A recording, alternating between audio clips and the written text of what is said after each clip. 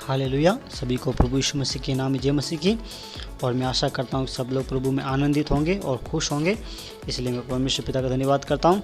आइए आप मेरे साथ निकालिए निर्गमन की पुस्तक, उसका 3:8 हम पढ़ेंगे।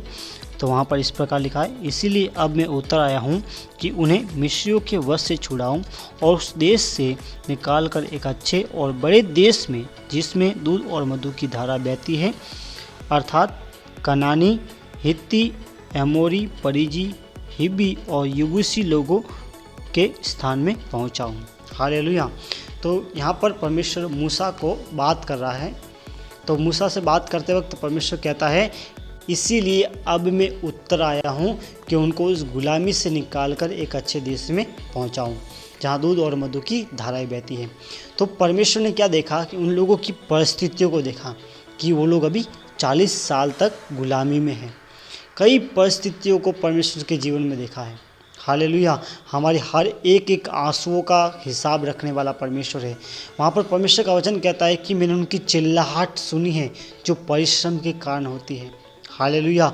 हमारे हर एक एक दुख को परमेश्वर देखता है। हमारा परमेश्वर हमारी परिस्थितियों को जानता है कि हम किस परिस्थिति में हैं।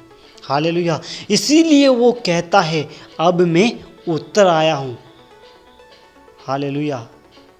परमेश्वर हर एक समस्या के समय में हमारे लिए उतर कर आने वाला परमेश्वर है, क्योंकि वो तरस खाने वाला और हमसे मोहब्बत करने वाला परमेश्वर है।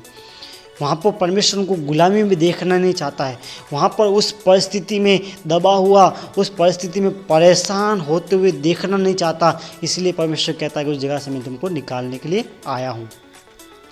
परमेश्वर स्वर्ग छोड़कर पृथ्वी पर आता है। लाल समुद्र के सामने वो लोग खड़े हो जाते हैं। तो क्या हुआ कि पीछे फिरौन की सेना आ रही थी।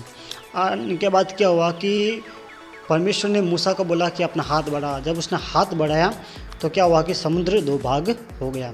समुद्र 2 भाग हो गया, यानी कहने का मतलब है कि अगर परमेश्वर ने वायदा किया है तो वायदा पूरा करने के लिए वो विश्वास योग्य परमेश्वर है।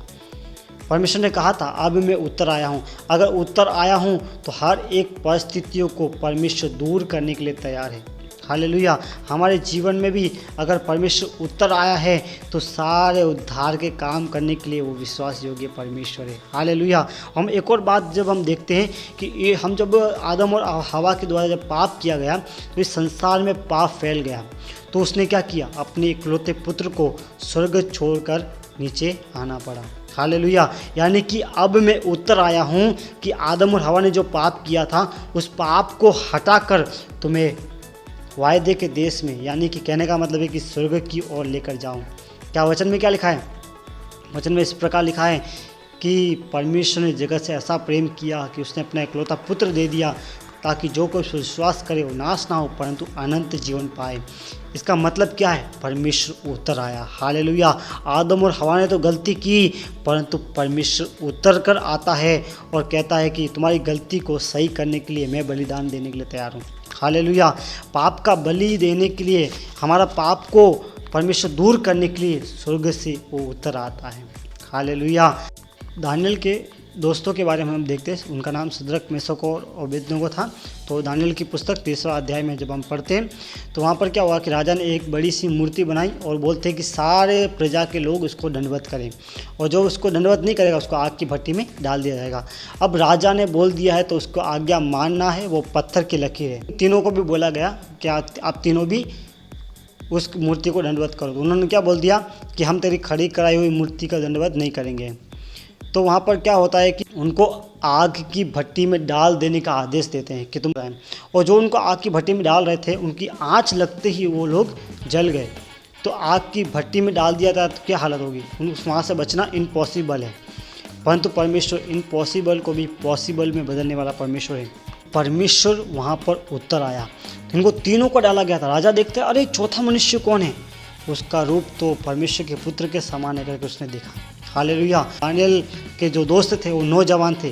वचन में भी लिखा ना कि जवान अपनी जवानी के समय में अपने सृजनहार को स्मरण करे। हालेलुया। शद्रक, मेशक और अबेदनगो तीनों जवान थे और जवानी के समय में अपने परमेश्वर को स्मरण किया। तो जितने भी जवान हैं और जितने भी मेरे वचन को सुन रहे हैं सभी को मैं कहना चाहता हूँ कि हम परमेश्वर की आराधना आत्मा और सच्चाई से करेंगे। हालेलुया। तो परमेश्वर आपको आशीर्वाद करे। आइए हम प्रार्थना करें। धन्यवाद धन्यवाद धन्यवाद जी निरंकार स्वर्गीय पिता परमेश्वर, हम तेरे पवित्र नाम को धन्यवाद करते प्रभु जी।